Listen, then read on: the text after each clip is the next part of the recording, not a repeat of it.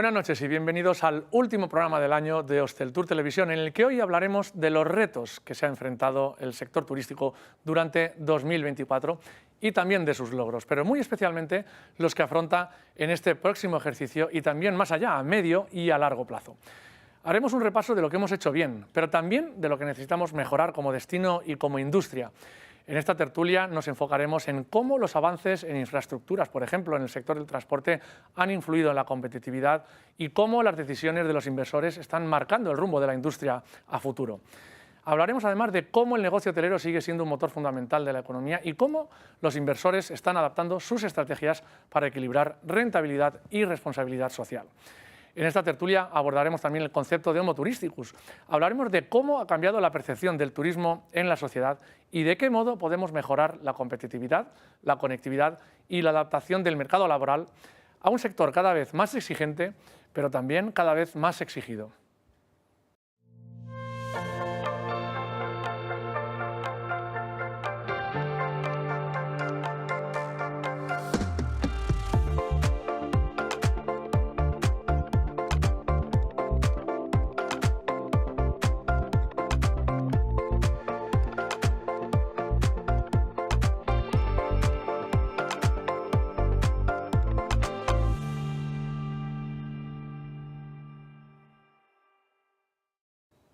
Pues va a ser con nuestros invitados en el plató de esta noche, con los que vamos a tratar de profundizar en estos aspectos antes apuntados y en muchos otros que seguro que van a salir. Contamos con la presencia de Tolo Gomila, él es el CEO de Mindhead. Buenas noches, Tolo. Buenas noches. Gracias por acompañarnos en Hosteltour Televisión. Nos acompaña también Rafael Roig, él es consejero delegado de Roig y también presidente de la Federación Balear de Transporte. Rafael, buenas noches. Buenas noches. Gracias también por estar con nosotros. Joan Enric Capellà, presidente de Homo Touristicus. Buenas noches, Joan Enric. Buenas noches. Gracias. También luego ya nos contarás cómo ha evolucionado, qué es y cómo ha evolucionado ese concepto de Homo Touristicus. Y Juan Millonpart, el director comercial de Valentín Hotels. Buenas noches, Juanmi. Muy buenas noches. Gracias también por acompañarnos en tu estreno en Hosteltour Televisión. Cada vez nos resulta más fácil encontrar gente que se estrene en Hosteltour, porque al final va pasando todo el mundo. Un placer. Pero los hay con más tazas, como hace Pablo Motos en El Hormiguero, y con menos. Antes de entrar en esta tertulia, con la que, como digo, vamos a terminar la temporada de Hosteltour Televisión, vamos a ver este vídeo que nos introduce ya algunas de las claves de los temas que vamos a abordar en la tertulia de esta noche. España alcanzará los 91 millones de turistas internacionales al cierre de 2024, según el barómetro turístico de Brain Trust. Este crecimiento viene acompañado de un aumento en el gasto medio por turista, lo que refuerza la importancia del sector en la economía, con una aportación que ya supera los 125.000 millones de euros. También se observan cambios en los mercados emisores, con una disminución del peso de los países europeos en favor de otros emergentes que están ganando relevancia. En Baleares, uno de los destinos más demandados, la evolución de los precios turísticos sigue siendo un tema clave. El incremento en los costes, influido por la alta demanda y las dinámicas del mercado, plantea desafíos en términos de accesibilidad y competitividad. La búsqueda de un equilibrio entre precios atractivos y una oferta de calidad es fundamental para mantener su posición como uno de los destinos preferidos de cara también a 2025 y en adelante. Tanto las islas como distintas ciudades de España han sufrido durante los últimos meses tensiones sociales en torno al modelo turístico que han dado lugar a protestas ciudadanas. En este contexto cobran especial importancia iniciativas que buscan despertar conciencias y mostrar que otro turismo es posible. Uno consciente, en equilibrio con la vida y el planeta, como la de Homo Touristicus. El sector enfrenta también la necesidad de atraer nuevos profesionales para cubrir una demanda creciente de talento cualificado. Paralelamente, la inversión hotelera alcanzará los 3.000 millones de euros en 2024, consolidando al país como un destino estratégico para el capital internacional, ocupando España el cuarto puesto del top 10 europeo de países más atractivos para los inversores. Un sector que demuestra al final del ejercicio que tiene mucho futuro por delante, pero también mucho que repensar y mejorar.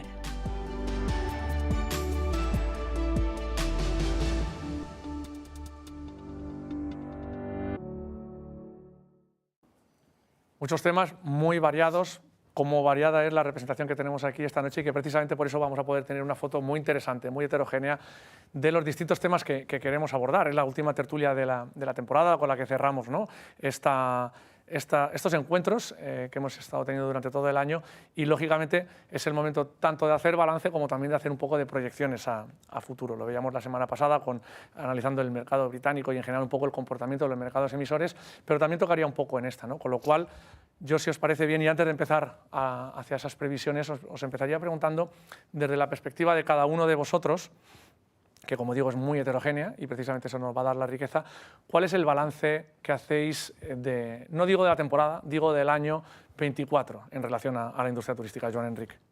Bueno, siempre cuando hacemos balances hay que tener en cuenta qué datos vamos a tomar. Si las referencias son las llegadas de turistas, si es el gasto y demás, pues bueno, ya lo decís los medios, ¿no? Éxito total, año de récords y demás. Si se toman en cuenta otras medidas, como por ejemplo un poco el termómetro social que pueda haber, como el termómetro laboral, pues igual el tema de éxito hay que empezar a relativizarlo un poquito, ¿no? Así que creo que estamos ante un año importante en cuanto a lo que son las cifras. Vale, de acuerdo, récord. Seguimos, por ejemplo, utilizando datos de llegada de turistas que no nos dicen nada. Necesitamos basarnos más en, por ejemplo, pernoctaciones, ¿no? Que no tanto en llegar de turistas, porque que lleguen 84 millones a España y pasen solo una noche, no es lo mismo que si esos 84 millones pasan 2 noches o 3 noches o 4, ¿no? Eso es evidente. Hay que hacer ese cambio, porque aún estamos trabajando demasiado datos que no nos induyen a nada.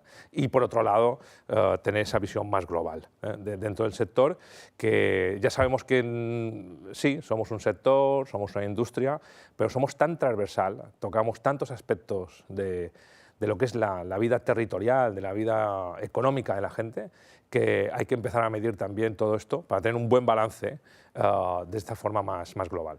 Eso es un poco lo que hacéis vosotros y que tú nos vas a contar. Fíjate que en esa primera intervención que dices la importancia de contar las pernoctaciones en un momento en el que cada vez son más cortos los viajes, con lo cual hay que relativizar mucho, como tú bien dices, el número de turistas que entran.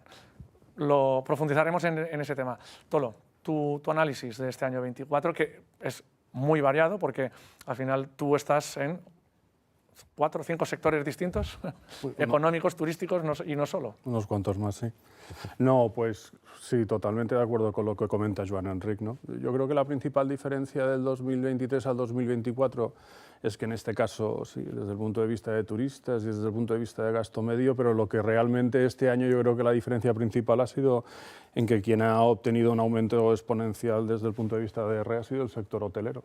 Estamos viendo cómo otros sectores, como el sector de comercio, como el sector de restauración, se han quejado de una forma profunda, y ya no en cuanto a resultados, sino en cuanto a reducción de caja, ¿no? También totalmente de acuerdo con Joan Enric respecto a qué manía de contar a cada uno que pase por el aeropuerto como un turista. O sea, en el año 2023, y estos son datos del Colegio de Registradores de la Propiedad, el 33% de compraventas se hicieron a ciudadanos extranjeros, con lo cual aquí tenemos un peso específico de un segundo residente también importante, ¿no? Y que además se vio sumamente exponenciado durante la pandemia, ¿no? Y el año 2022, que desde el punto de vista de venta inmobiliaria pues fue histórico. También el sector de real estate vemos que también ha sufrido un parón. O sea, lo que parecía en el primer trimestre del año que no se sabía si era circunstancial o una tendencia, es que vemos que hay una reducción importante. Mi sensación subjetiva como ciudadano es que tengo la sensación de que este verano ha sido menos en los meses calientes, ¿no? Y habida cuenta un poco pues, de la falta de infraestructuras que tenemos, yo he notado una sensación como mucho más tranquila desde el punto de vista de saturación, pero es una opinión subjetiva de un ciudadano de esta tierra, ¿no? Y bueno, y fundamentalmente también, un poco a raíz de la formación de la mesa de turismo, yo creo que ahora sí de una forma transversal es como si toda la sociedad civil en esta tierra ya tuviese perfectamente inoculado de que tenemos que repensar el modelo, ¿no? Y creo que todos los sectores, y reitero, y la sociedad civil, pues lo que están es ya alineados hacia ese aspecto que es fundamental. Y creo que es un poco el que va a centrar la tertulia esta noche, Rafael. En tu caso, un sector como es el transporte muy concreto, pero que acaba afectando absolutamente a toda la cadena de valor turística. Sí, yo estoy completamente de acuerdo con ellos. Nosotros en el tema de transporte, la verdad es que Ha sido un año que ha estado bastante bien. Es verdad que nosotros los meses más fuertes en transporte discrecional es el mes de mayo, junio y septiembre. Julio y agosto, estoy de acuerdo contigo, vamos a ir un poquito menos que otros años. Nuestro sector depende mucho también de los grupos, incentivos. Estudiantes, en el mes de junio se concentra todo. Se concentra estudiantes locales, estudiantes de la península, congresos, tercera edad, incenso, todo se concentra en el mes de junio. Del 5 de junio al 25 de junio es un colapso, no, pero un tapón que intentamos desatascarlo, pero entre todos salimos a flote, ¿no? Y luego septiembre empiezan otra vez con los grupos y incentivos. Y en tema de Rendacar, que es un sector también que está en la federación, es un sector que yo creo que los precios han bajado respecto a otros años y los costes han subido, porque los intereses están muy caros y muchas flotas de Rendacar dependen de los bancos, ¿no? Y también otra cosa que tener en cuenta es que las marcas también han cambiado, están subiendo mucho los costes. Por tanto, el Rendacar es un sector que está sufriendo mucho, creo, aunque no lo parezca, aunque la gente diga que hay una saturación aquí. Yo creo que la saturación que hay en de Rendacar es más tema muchos locales, pero yo creo que entre todos pues saldremos. Juanmi, no puede haber una tertulia de cierre de temporada si no hay un hotelero. Tiene la difícil labor de representar a todo un sector. Esta temporada 2024 ha sido un poco, digamos, un poco atípica, como ha dicho Tolo, en el tema de los meses calientes. A nivel, repito, hotelero, julio y agosto, entre otros colegas hoteleros, sobre todo Baleares y lo que son Sol y Playa, hemos experimentado que pensábamos que íbamos a llenar anticipadamente y la verdad no ha sido así. Hemos tenido que jugar un poquito al last minute y jugar un poco. Al mismo tiempo también los tour operadores también lo han pasado un poquito complicado porque veían que los asientos no se llenaban de los aviones, sobre todo las empresas de Alemania, de Reino Unido y de otros países emisores. Y luego hemos visto la tendencia que en temporada media-baja, por ejemplo, un abril, un mayo, un septiembre, un octubre, ha habido un boom de otros perfiles, ¿no? Parejas, incentivos, temas de turismo de triatlón, por ejemplo, en la playa de Muro, turismo cultural. Pero en los meses fuertes que siempre los hoteleros queremos, que es julio y agosto, ha habido un momento que parece que no íbamos a llegar, pero sí, al final hemos llegado, pero para el año que viene vamos a ver cómo hacemos la estrategia. Y a ese nivel, sí, Tolo. ¿Y tú por qué crees que es lo del julio y agosto? Porque yo tengo una opinión, ¿no? Una opinión y es que julio y agosto, que son meses calientes, la verdad es que el día a día se hace un poco complicado y al fin y al cabo eso tiene que provocar decepción y desafección en el turista que nos ocupa. ¿Tú crees que es por esa razón? Bueno, también los precios, aparte han subido muchísimo, los costes. Y luego también el tema del personal es un hándicap que tenemos todos a nivel hotelero también. Por ejemplo, mis colegas de Ibiza, si en julio y agosto no sacan la mayor rentabilidad por cama, la temporada ya no viene tan buena, porque no es lo mismo llenar en un mes de mayo, en un mes de octubre, porque las tarifas no son las mismas. Lo suyo es tener una ocupación altísima en julio y agosto, que es donde los clientes pagan más. Ha cambiado un poco, el turista se ha dado cuenta también. Luego también el sector aéreo se ha dado cuenta. El sector aéreo también ha subido muchísimo los precios. Lo veo, por ejemplo, Menorca, quieres ir de Madrid a Mahón y cuesta una barbaridad con cualquier aerolínea de las nuestras. Entonces también el turismo nacional se ve resentido porque también es un turismo de julio y agosto por usos y costumbres. Lo mismo también el turismo portugués o el turismo italiano, que son julio y agosto, y obviamente el turismo francés. ¿Qué nos queda? Turismo alemán, turismo inglés y otros mercados fuera de ello. Entonces, ¿ha sido el precio? Ha sido el Al precio. final, ¿el precio es el que está desestacionalizando? Ha sido los precios en general, porque también ha sido no solo el precio a nivel hotelero. Y cuando digo el precio me refiero el precio como concepto, no el precio vuestro hotelero, pero que también. Sí, y luego también los otros destinos, porque también ha habido este 2024 un poco de inestabilidad geopolítica con Oriente Medio Y eso ha hecho pues, que también el tema del norte de África y otros destinos como Turquía, por ejemplo, hayan tenido que bajar muchísimo más los precios. Entonces, una semana en un todo incluido en Antalya, en Bodrum o en Sharm el Sheikh o en otros lugares como Egipto, pues han bajado, hemos entrado en una rivalidad. ¿Qué pasa? Hay turistas ingleses o alemanes o escandinavos que a lo mejor se mueven por precio, indistintamente del tema de ya veremos el servicio o no. Al fin y al cabo comparo peras con peras y ven un todo incluido en la playa, aunque las playas no sean las mismas, el servicio no sea el mismo y se van por precio. Yo creo que son varios temas aquí. Primero de todo, los precios a lo mejor en julio y agosto se ha subido bastante, pero también está el modelo de viaje, que hemos cambiado la manera de viajar la gente, ¿no? Antes de julio y agosto había mucho turismo español, os acordáis de todos, había charters, hace 7 o 8 años no hay charters españoles que vengan a Mallorca, entonces pues está influyendo en el precio. También la calor, el turismo español yo creo que está cambiando sus hábitos, o sea, antes venía a lo mejor 3 semanas aquí, y ahora está viniendo una semana aquí y se va luego una semana a Asturias o Cantabria, estos sitios. Yo creo que está cambiando un poquito el cambio climático, que puede influir en los meses de julio y agosto. Veíamos la semana pasada hablando del mercado británico como destinos nada tradicionales, como puede ser Extremadura, Zaragoza, están apareciendo en mercados emisores como los británicos. O sea, a mí me parece que yo creo que esto, el cambio climático va a traer cosas de estas que julio y agosto vendrá menos gente, vendrá más gente, a lo mejor junio y septiembre, octubre, que de hecho la temporada se está, como vemos todo, se está alargando. Sí, varios hoteleros y colegas del sector este verano y ya el anterior nos estaban comentando esta cuestión de que estaban detectando entre sus clientes quejas por exceso de calor, es que no podemos ni salir, tenemos que quedarnos dentro del hotel porque es que pisar en la calle es horroroso, y gente que está diciendo, mira, para las próximas veces me lo voy a repensar, ¿no? El tema de julio y agosto, este pico. Entonces, esa variable que empieza a estar ahí, vamos a ver en el futuro cómo juega. Y las staycations también, ¿no? Porque al final lo veíamos la semana pasada con Elena de Ryanair, que decía pues, que 2 semanas de tiempo malo en Reino Unido, analizando Reino Unido en concreto, repercutían inmediatamente en el índice de búsquedas de vuelos. 2 semanas de tiempo bueno, todo lo contrario.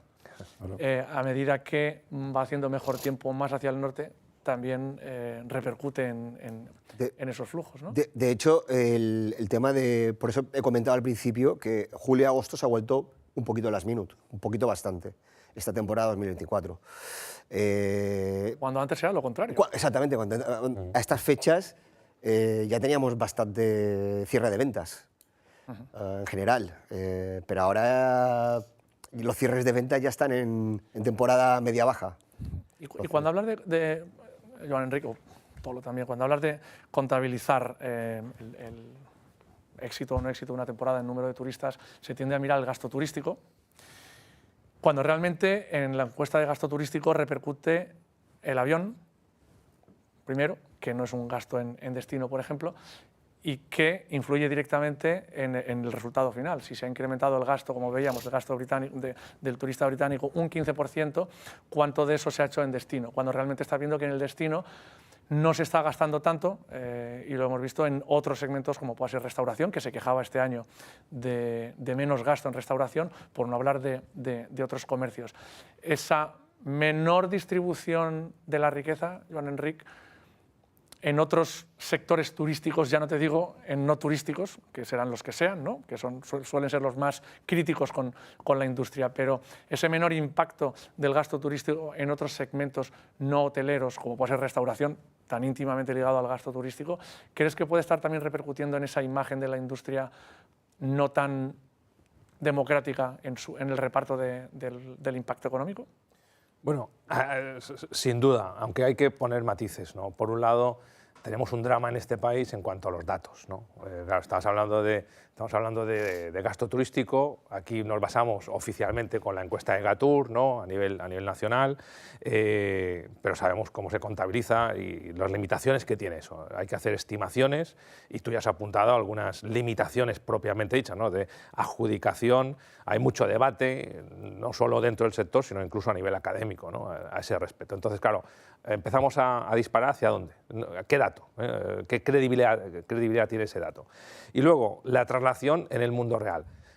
Cuando tú tienes un sector como puede ser el de la restauración, ¿no? Que comentabas todo, que perfectamente, y también en todas nuestras presentaciones pues estamos recogiendo parte de esa crítica, pues luego hay diferentes elementos que hay que meter en la coctelera, ¿no? Como por ejemplo la proliferación de oferta. Es decir, por un lado, hay que ir viendo en qué medida pues, lo que son el número de establecimientos se van o multiplicando, la capacidad de los mismos y luego la tipología, porque el sector en concreto de la restauración también está evolucionando muchísimo en diferentes tipologías. Estamos comentando que está cambiando el tipo de cliente, están cambiando los gustos, están cambiando los hábitos, pero hoy en día, hablando en concreto de restauración, así como hace tiempo atrás, en las zonas turísticas maduras de España, por ejemplo, podríamos diferenciar muy claramente lo que era un establecimiento de restauración turístico y uno no turístico.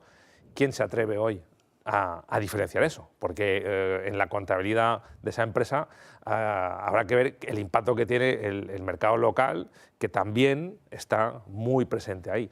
Entonces, en todo esto es donde hay que, si queremos meter mano... Analizar cuando realmente no tenemos claro, ¿no? Sobre qué base estamos analizando es complicado, ¿no? Pero... Y eso nos ocurre muy frecuentemente en este país, ¿eh? Sí, pero al final es un tema... Pues es un tema de puro presupuesto, es decir, si nuestro visitante de clase media tiene un presupuesto X, ¿no? Evidentemente hay algo que es absolutamente irrenunciable, que es el alojamiento, porque en algún sitio vas a tener que pernoctar, ¿no? Y bueno, si en este caso el sector hotelero, el sector del alojamiento turístico en general, pues sí que ha tenido un incremento desde el punto de vista de ADR y de ingresos, pues evidentemente el resto de sectores se tienen que ver afectados y el presupuesto que tiene ese europeo que viene es el mismo, ¿no? Y además en un año complicado desde el punto de vista de inflación y desde el punto de vista del tipo de interés, y también pues en una situación donde también pues Reino Unido está un poco en la situación económica que está, y Alemania está en una situación donde el alemán es sumamente cauto, con lo cual está en una situación de sit and wait, ¿no? Uh-huh. Y al final también hay otra cuestión en el gasto que se ha estado comentando sobre todo en los últimos 2 o 3 años, a raíz también del impacto de la pandemia, cómo hay un mayor, o se ha dicho, y ahora no lo aclararéis vosotros, gasto o un mayor producto medio, por decirlo de alguna forma. En el sector hotelero se ha dicho, no sé si también en el transporte, en el rentacar, por ejemplo, hay un producto medio más elevado de lo que era, ya no digo el 20, digo el 19, y que también impacta lógicamente en el precio medio. Quiero decir, el cliente de 3 ha pasado a 4, porque el hotel de 3 ha pasado a 4, el de 4 ha pasado a 5, y esos precios han evolucionado. En el transporte es difícil de transporte discrecional porque trabajamos por turoperadores, ¿no? Lo que sí creo que ha habido un cambio, que son en las excursiones. No se venden tantas excursiones como antes. Antes, hace 20 años, había 15 o 20 excursiones, que eran las típicas, una vuelta a isla, unas cuevas. Hoy en día hay barcos, motos acuáticas, hay globos y todas estas cosas. Por tanto, la oferta se ha dimensionado y la estancia se ha reducido. Porque es importante, porque las estancias hace 20 años eran de 15 días y ahora que hace 6 o 7 días estamos satisfechos. Y un por cliente tanto, repetitivo que igual ya ha consumido esos esto nos hace pues, más transporte discrecional, más transporte regular, como de suponer. Todas estas cosas ayudan. Con la disminución de los días de vacaciones, pues la gente tiene menos días para hacer actividades.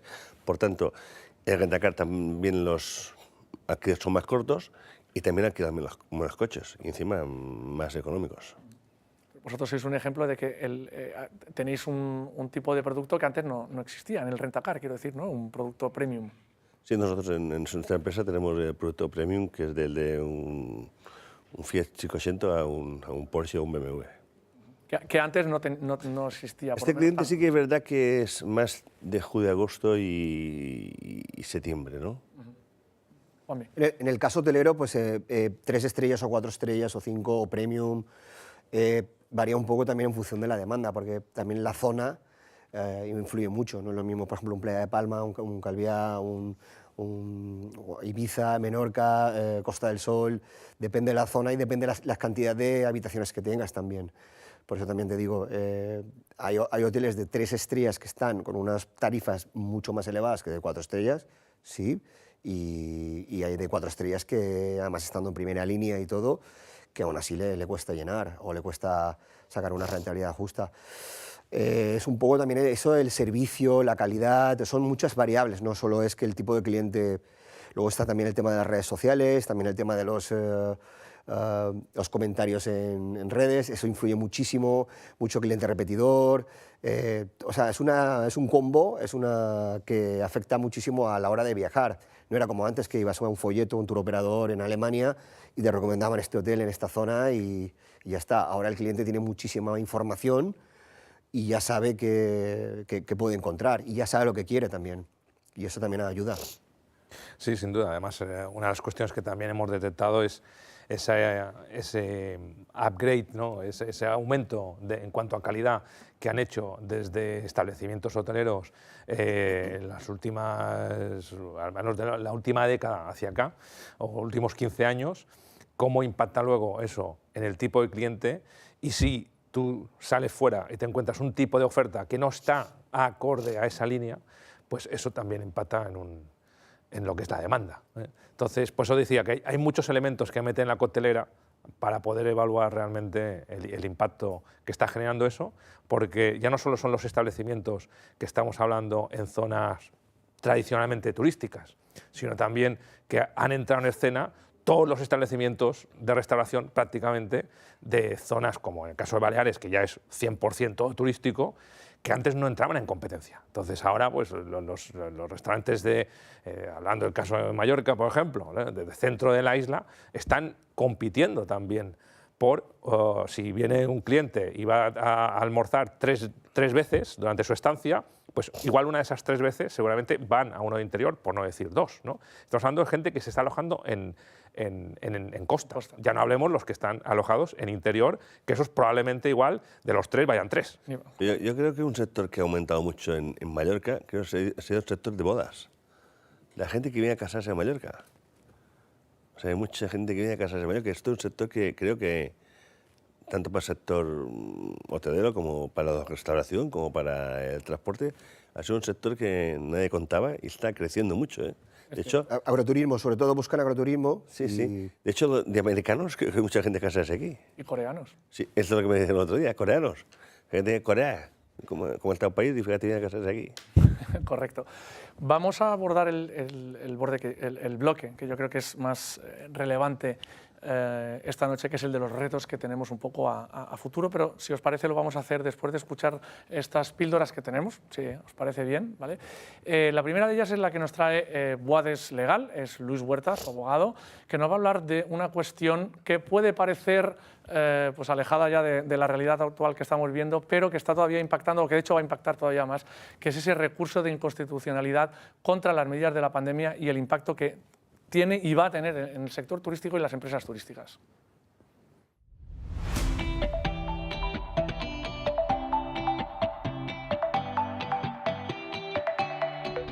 El pasado 19 de noviembre, el Pleno del Tribunal Constitucional publicó una nota de prensa anticipando el sentido de una sentencia que en breve publicará.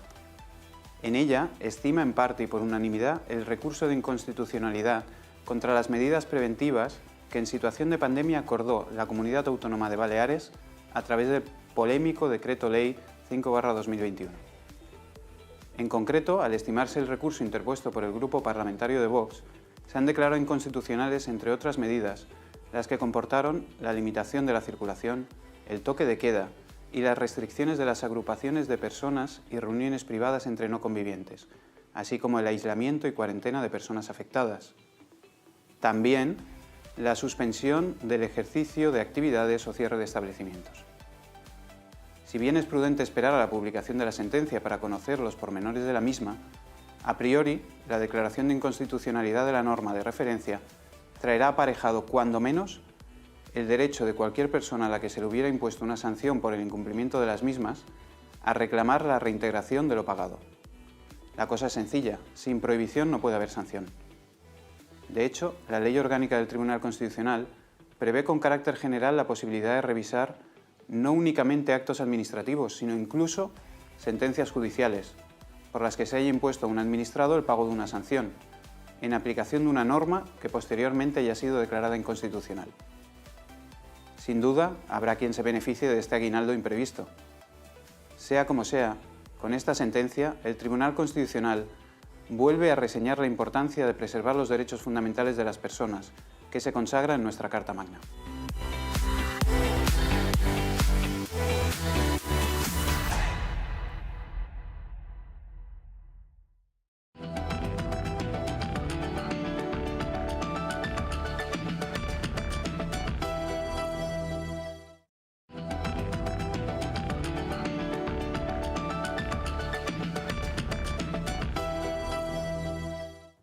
Seguimos en Hostel Tour Televisión, pero antes de seguir con esta tertulia que tenemos en el último programa de la temporada, vamos a escuchar las dos píldoras de datos, o los datos de las dos píldoras que nos traen Conetix y Travelgate. En primer lugar, vamos a escuchar a Javier Soriano, él es el CEO de Conetix, y nos va a hacer un balance de la temporada que estamos cerrando.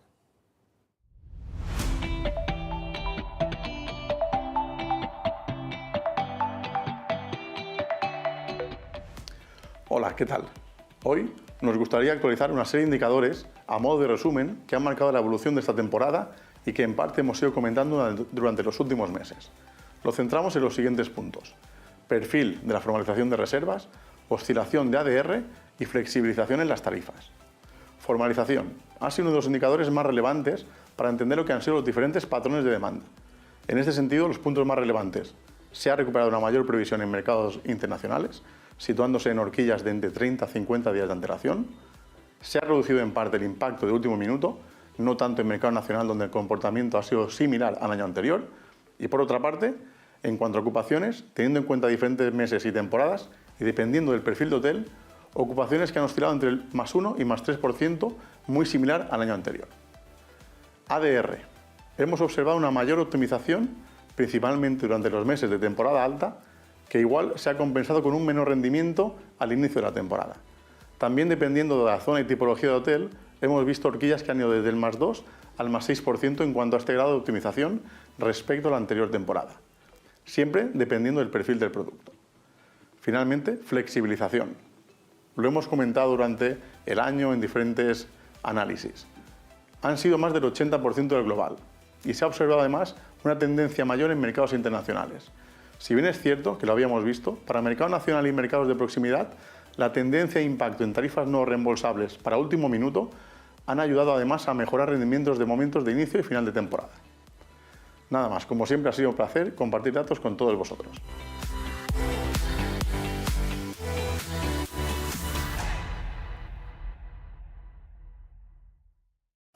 Pues gracias a Javier, CEO de Conetix, nos despedimos hasta la siguiente temporada de él. Y ahora vamos con Susana Alonso Casali, ella es la Business Development Manager de Travelgate X y nos va a hablar de los destinos más populares para los españoles esta Navidad.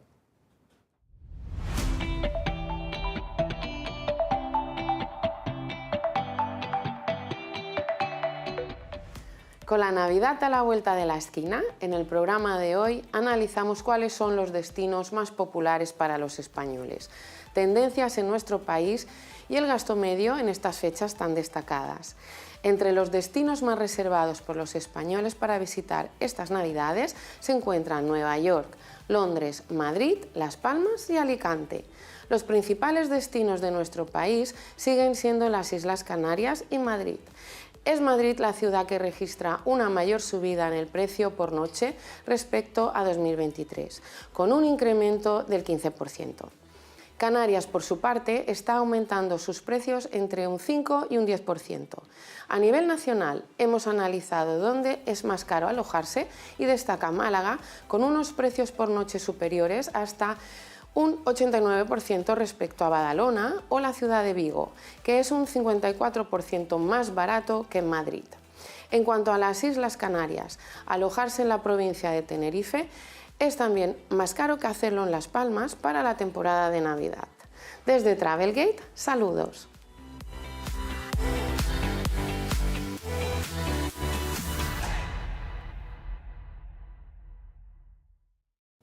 Pues gracias también a Susana y también nos despedimos de ella hasta la próxima temporada. Y nosotros seguimos aquí en esta tertulia de cierre de año en el que estamos analizando pues, nuestra industria desde muchas perspectivas.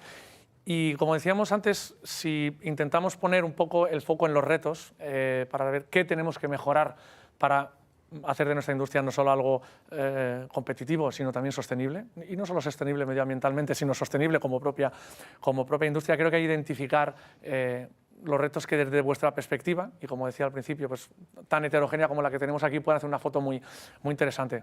Por lo cual, yo me atrevería a preguntaros que si sois capaces de identificar, dentro de todo el amplio abanico de retos que empresarialmente, socialmente, económicamente, incluso política o administrativamente tenemos por delante, ¿cuáles creéis cada uno de vosotros que son los 3 más importantes? Si tuvierais que hacer un podium de esos retos, Tolo. Infraestructura, vivienda y talento. Ha sido breve, pero directo. Infraestructura, vivienda y talento. Yo os voy a compartir la realidad del estudio que hemos hecho, más que deciros lo que yo creo, os voy a compartir de las 900 encuestas que hemos hecho a la población de Mallorca, concretamente, porque han salido 3 grandes bloques, que son los 3 grandes retos que está planteando la gente. Estamos hablando de un muestreo importante, ¿no? Por un lado, es que hay un modelo tradicional obsoleto que requiere de evolución. No aparece un tema tanto anti o incluso la saturación queda desacreditada, sino lo que se pide es que haya una evolución en ese sentido. Primer gran reto. Segundo gran reto es transformación territorial, en el sentido de que hay que mejorar las zonas, hay que mejorar no solo el paisaje, las infraestructuras, ahí coincidimos con Tolo, hay que hacer evolucionar todo lo que es el espacio para que esté más en convivencia con los diferentes usos que se hacen, ¿no?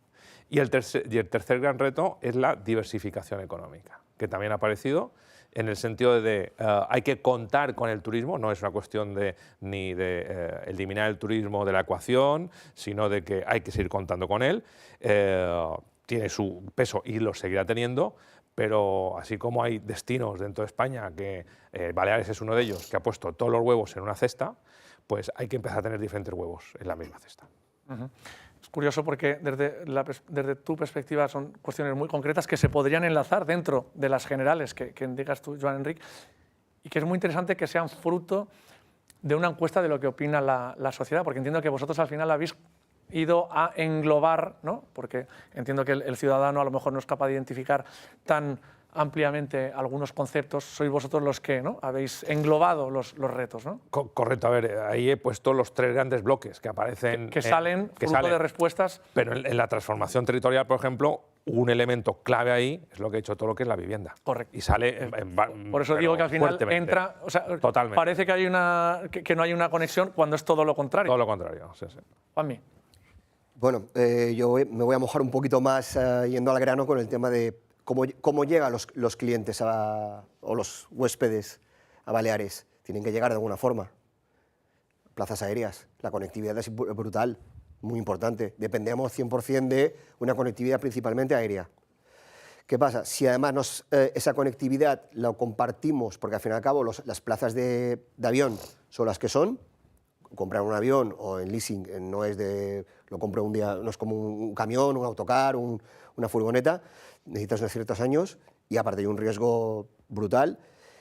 Si ese riesgo, esa plaza también sube tanto de precio por oferta y demanda, porque al mismo tiempo va a otro sector que es el llamado, pues, bajo mi punto de vista, vacacional, porque al fin y al cabo también el alquiler vacacional tiene que llegar de alguna forma o de otra, es viniendo en avión.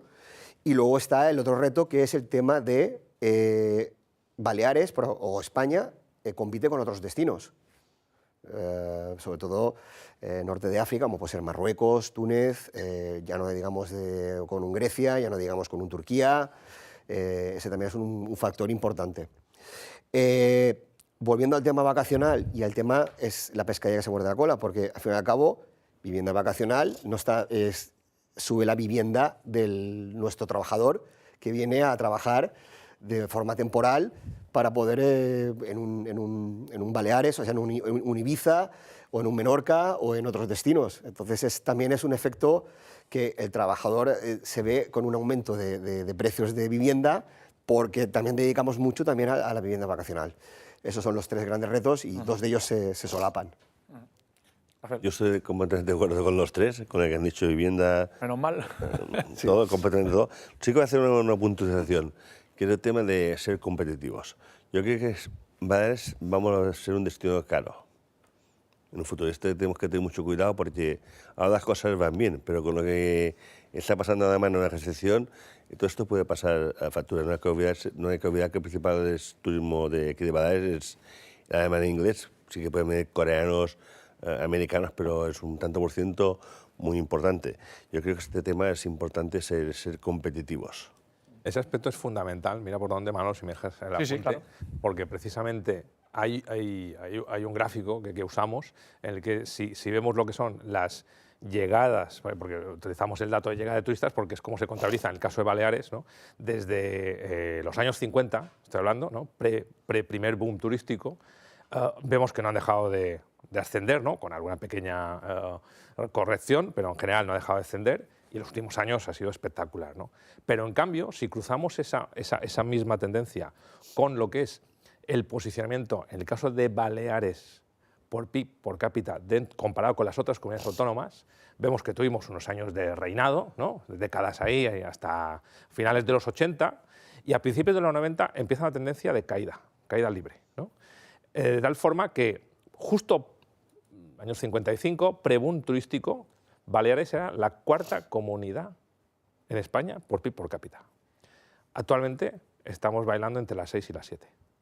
Eso es lo que está diciendo Rafael. Es decir, eso es pérdida auténtica de competitividad. Estamos hablando dentro de España.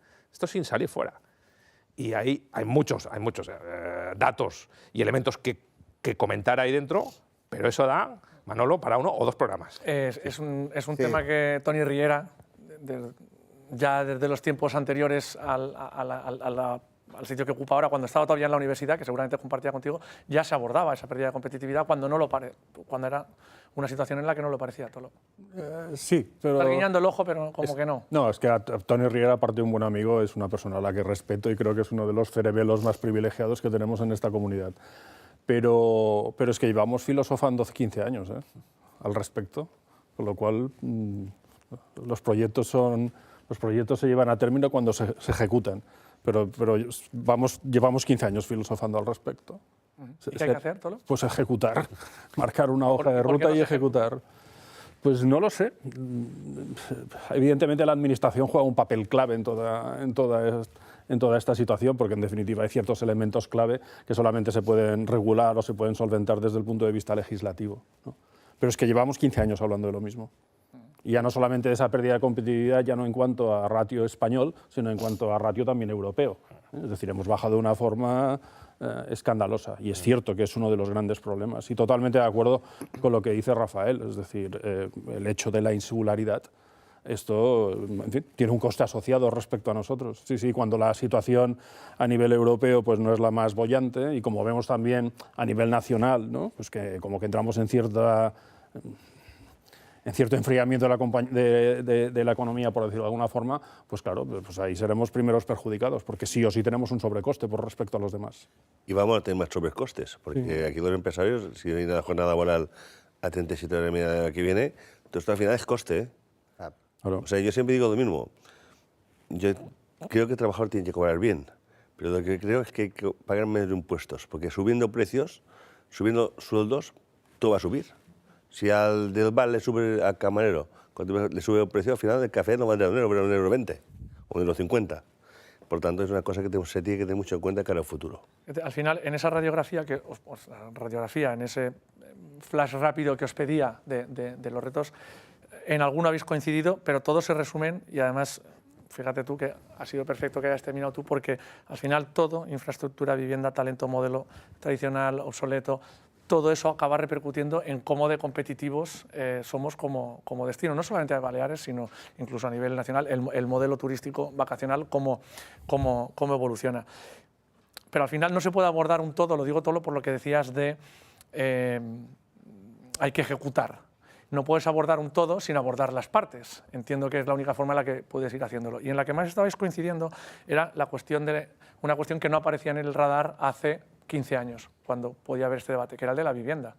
Sin embargo, es en el que los tres más allá de Rafael, que ha hecho un englobe con el concepto suyo de competitividad, los tres habéis puesto el foco en la vivienda y entiendo que es la palanca absoluta sobre la cual pivota todo lo que tiene que venir después. Quiero decir, si no tenemos vivienda, no tenemos trabajadores, por lo tanto, si no tenemos trabajadores, o por lo menos vivienda asequible, no tenemos masa, no tenemos servicio. ¿Es la vivienda? ¿Consideráis que es la gran cuestión? Tú lo has dicho como segundo, has hablado primero de infraestructuras, pero también infraestructuras se puede entender vivienda. ¿Cómo se debería abordar el reto de la vivienda? Es que, claro, es una cuestión muy compleja, pero desde el punto de vista turístico. Desde el punto de vista turístico, englobo al trabajador del sector turístico. Según los datos del INE, en Baleares hay aproximadamente unas 500.000 viviendas. Y según datos del INE, aproximadamente entre el 10 y el 15% de esas viviendas están vacías. Con lo cual estás hablando entre 50.000 y 75.000 viviendas que están vacías. Vacías significa de que se pueden ocupar mañana. Entonces, la decrepitud respecto a la gestión de las administraciones en general, todas, da igual el color político, respecto al tema de la vivienda ha sido en demonizar al propietario de esa vivienda. Y al propietario de esa vivienda lo que hay que hacer es seducirlo. Ahora hemos visto respecto a este decreto del alquiler seguro que ha promovido el gobierno balear, pues es interesante porque al fin y al cabo la historia es, oye, dirígete a ese propietario de esa vivienda que la tiene vacía y le preguntas, ¿por qué la tienes vacía? Y al fin y al cabo es que es fácil de entender. Es un tema de desahucios, es decir, el tema desde el punto de vista del miedo a que tengas que desahuciar a alguien, y los procesos judiciales pues están tardando entre año y medio para poder recuperar tu casa o tu propiedad, ¿no? Segundo, pues al miedo a los destrozos que en un momento puedan darse, ¿no? Y tercero, pues que claro, 5 o 7 años desde el punto de vista de tener una vivienda principal alquilada, pues a lo mejor hay gente propietarios que dicen, oye, es que esto es un escenario muy largo, porque en 7 años pues la vida cambia de una forma, pues puede cambiar de una forma radical. Y ahí es donde hay que poner el foco. O sea, es que además hemos vivido, en la legislatura anterior se hizo una publicidad ya casi, una publicidad absoluta de las miles de viviendas que se tenían que construir, y al fin y al cabo acabó la legislatura y no se construyeron apenas ninguna vivienda pública. Es decir, si tú tienes un parque de viviendas que está vacío y lo tienes a primera disposición, pues lo que tienes que hacer es ir a por él. Y ir a por él, reitero, no es acusar al ciudadano, porque además ciertos partidos políticos pues hacen referencia respecto al tema de los fondos buitre. Mentira. O sea, si el 95% de esa vivienda es de ciudadanos españoles, que dentro de nuestra cultura, los que son de mi generación, pues hemos tenido el tema de comprar un segundo activo como un tema de ahorro. Pues esa es una de las palancas. El tema de la seguridad jurídica es fundamental, como bien dice Tolo, ¿no? Luego, en el caso de Baleares concreto, hay otra cuestión. No solo es un tema de oferta, es la demanda. Es que aumenta mucho la población. Hay que tener en cuenta que ha aumentado la demanda, entonces esa demanda se dirige a una oferta que se restringe, una, por seguridad jurídica, dos, porque también ha habido propietarios que han decidido cambiar de modelo, de un largo recorrido pues a un vacacional, y luego hay otro elemento, caso concreto de Baleares, que es que ha habido un incremento en base a el Colegio de Agentes Inmobiliarios de demanda de extranjeros. Entonces, que también ha ocupado parte de... Ya no estamos hablando de chalets ni de lujo, estamos hablando de pueblos, de interior, de vivienda normal. Y barrios de Palma, en los que era impensable pues, que se diera cierto nivel de inquilinos. Es una pinza de oferta-demanda, al fin y al cabo. Yo añadiría otra, que es que la gente joven de Mallorca no tiene posibilidad de hacerse una casa y también va a alquiler. Y esto te quita también vivienda a la gente que viene de fuera. Entonces esto se junta. Esto es oferta y demanda, para que al mismo tiempo más alquiler vacacional, y yo vuelvo a insistir con el alquiler vacacional porque también es lo que te da seguridad jurídica, porque no es lo mismo un alquiler normal y corriente que te lo pueden hacer Inquiocupas, por ejemplo, que un alquiler vacacional que tienes otro tipo de jurisprudencia, ¿no? O jurisdicción. Claro, el propietario saca más rentabilidad y entonces prefiere más tener el vacacional, al mismo tiempo todo sube, hace que todo sea una rueda. En el tema de los bares que has mencionado y tal, date cuenta que en el vacacional todo el mundo tiene una cocina. Yo vivo en el Pla de Mallorca y veo mucho este tema, que van al supermercado y ellos mismos pues lo cual es un menor consumo en los bares y restaurantes de lo que es Mallorca, porque al fin y al cabo te ahorras, porque son una familia de 5 y van, cocinan, tal, cogen el coche y van aquí, van allá y eso es lo que yo opino desde mi punto de vista personal. Yo te doy unos datos si quieres.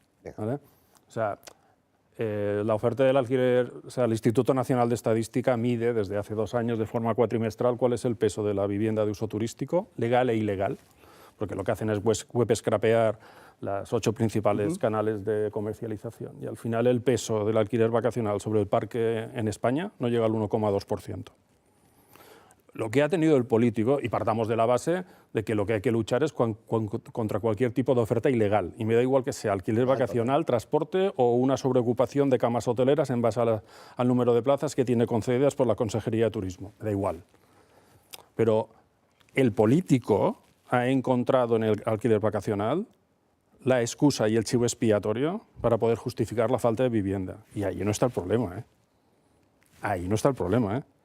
Y es más, dentro de la encuesta de gasto turístico que también hace el INE, se mide, es decir, una de las, como todo, cualquier tipo de actividad tiene externalidades positivas y negativas.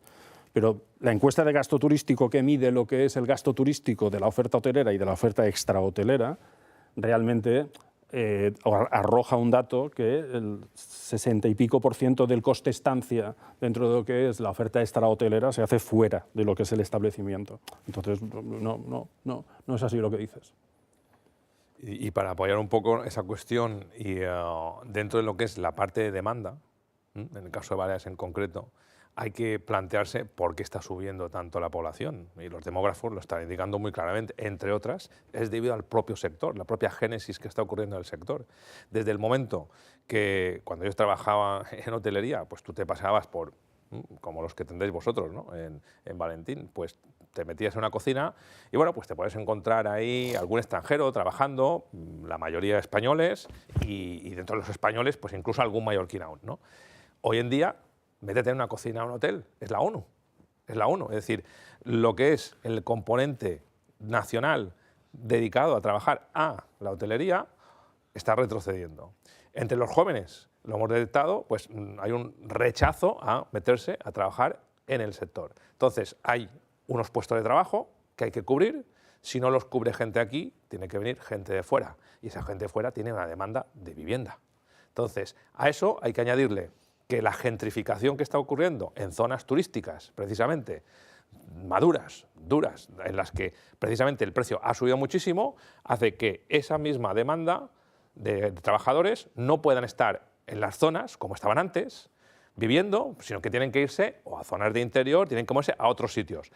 Y ahí entra la conectividad de... Ahí hay parte del transporte. Rafael, el tema de transporte e infraestructuras que señalabas tú, Tolo, como primero de las cuestiones. Nos quedan 3 minutos y medio, no sé si lo habéis visto o no, pero Rafael, infraestructuras y transporte como nosotros palanca para...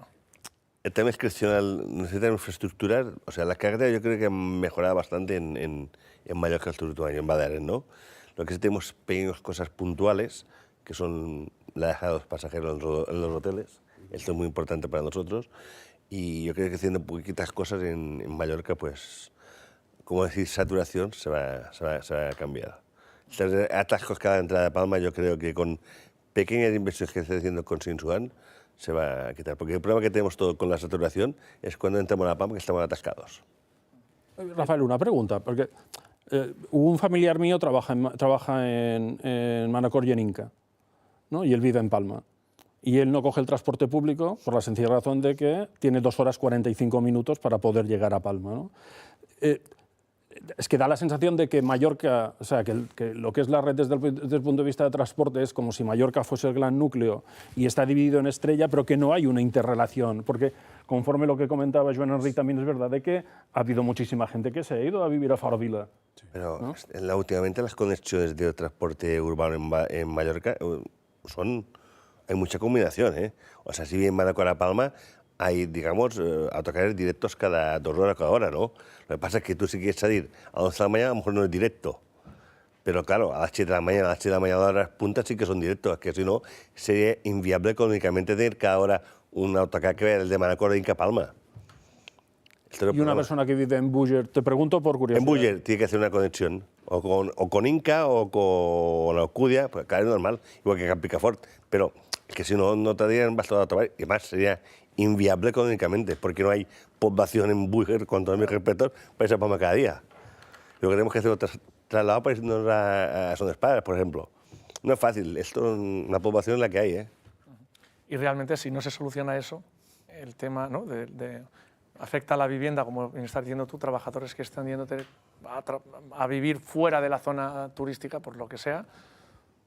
¿No, Enrique? Bueno, la zona, por ejemplo, hablando con el Ayuntamiento de Inca o el de Sóller, vete a las 6 de la mañana a la estación de autobús. Es decir, es que hay bofetadas, pero literales, es decir, para subir, porque hay gente que se pelea, porque si no, es que pierde su turno porque no llega. Porque, Entonces, porque esto es gratis. Ahora, cuidado. Sí. Al ser gratis tenemos un problema. No, sí. Porque los autocares son imprevisibles. O sea, tú vas de Alcudia, a lo mejor no sabes la gente que habrá. Yo soy partidario que tienen que ver una pre-reserva. Porque si no es imposible poner un autocar. ¿Cuántas personas hay a las 7 de la mañana de Alcudia para ir a Palma? O en Calados, o donde sea. No lo sabes. Y mandas un autocar, necesitas 5. Y cuando llegas a Inca o a Santañí, pues... Que sea gratis. Y si hace mal tiempo, ya ni te cuento. Que sea gratis apoya la cuestión, pero yo hablando con el Ayuntamiento de Sóller te puedo garantizar que antes los trabajadores de Sóller vivían en Sóller, ahora hay muy pocos que puedan permitirse vivir en Sóller, están muchos en Palma, entonces necesitan el punto A a punto B, tenga un coste o no lo tenga, es que esa gente ya está deslocalizada y eso añade la cuestión. Volvemos, y nos hemos quedado sin tiempo, pero eso, en los 3 temas que apuntabas tú, Tolo, has hablado de infraestructura, vivienda y hablar de talento. Al final, si no le das facilidades, no vas a tener talento, que es lo que está pasando en el sector. Daría para otra tertulia, pero como siempre nos ocurre, nos hemos quedado sin tiempo para abordar muchos de los temas que podíamos haber hecho, lo cual quiere decir, o espero eso al menos, que haya resultado interesante, primero para vosotros también y desde luego para nuestra audiencia. Juanmi, Rafael, Joan Enric y Tolo, ha sido un placer teneros esta noche en esta última tertulia de la temporada.